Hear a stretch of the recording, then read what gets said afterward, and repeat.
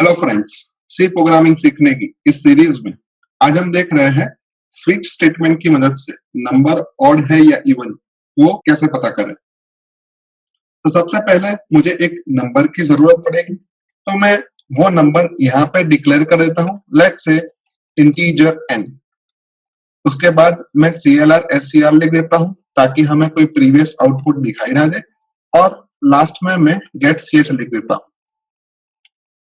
अभी जो डिक्लेयर किया हुआ नंबर है वो हमें यूजर के पास से लेना है, और इसी वजह से मैं यहाँ पे एक printf फंक्शन लिखता हूँ, और printf फंक्शन के अंदर मैं सिंपल सा एक मैसेज दे देता हूँ एंटर n। उसके बाद एक scanf फंक्शन लिख देता हूँ,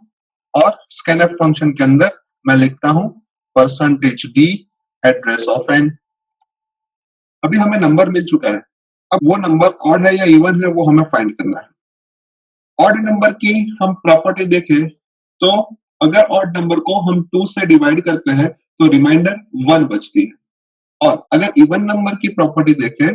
तो इवन नंबर को हम 2 से डिवाइड करें तो रिमाइंडर 0 बचती है।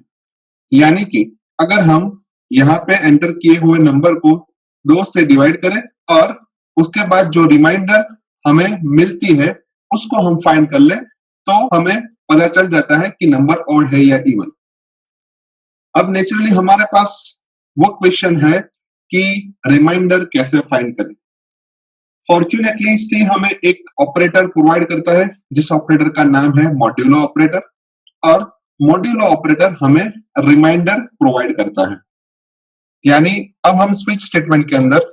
एक सिंपल सा एक्सप्रेशन लिख देते हैं, लेट्स से n मॉड्यूल 2, यानी हमने जो नंबर इंसर्ट किया है उसको हम 2 से डिवाइड करते हैं और वो हमें कुछ रिमाइंडर दे रहा है। अब ये रिमाइंडर हमें आइदर 0 मिलेगी आइदर 1 मिलेगी, तो वो हम यहाँ पे लिख के चेक कर लेते हैं कि अगर हमारी रिमाइंडर 0 है सो लेट्स से केस 0, और अगर हमारी रिमाइंडर 1 है तो लेट्स से केस 1।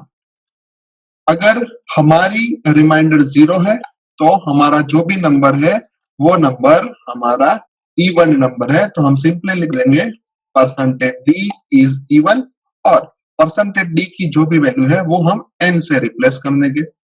और उसके बाद हम ब्रेक लिख देंगे ताकि हमारा कंट्रोल स्विच स्टेटमेंट के बाहर आ जाए। अगर हमारा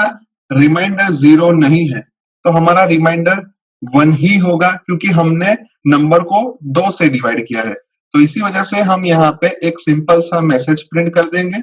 और उस मैसेज में हम लिखेंगे %d इज ऑड, और %d की जो भी वैल्यू है वो हम n से रिप्लेस कर देंगे,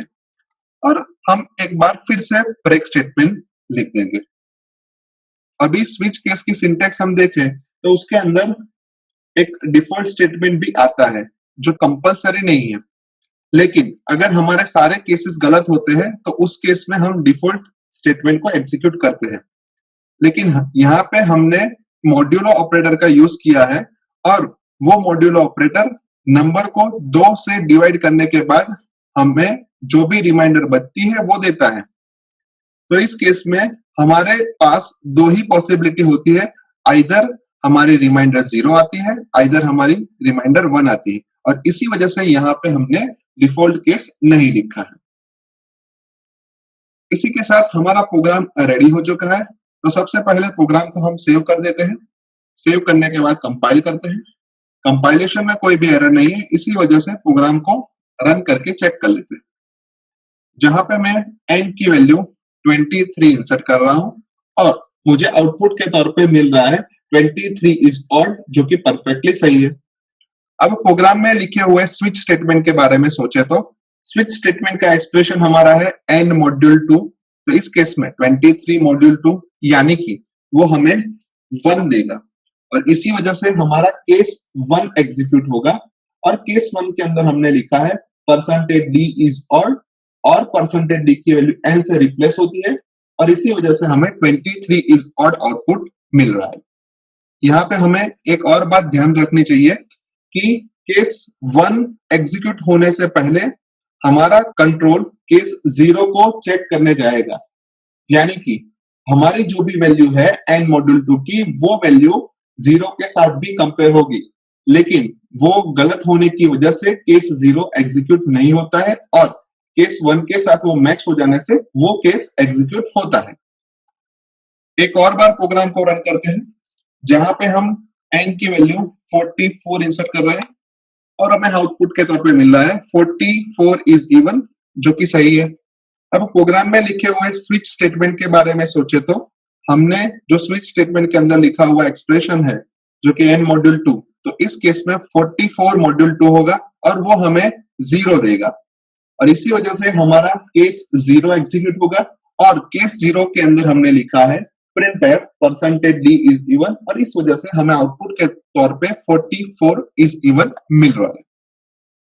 एक और बार प्रोग्राम को रन कर लेते हैं जहां पे हम n की वैल्यू 0 इंसर्ट कर रहे हैं और हमें आउटपुट के तौर पे मिल रहा है 0 is even, जो कि परफेक्टली सही है।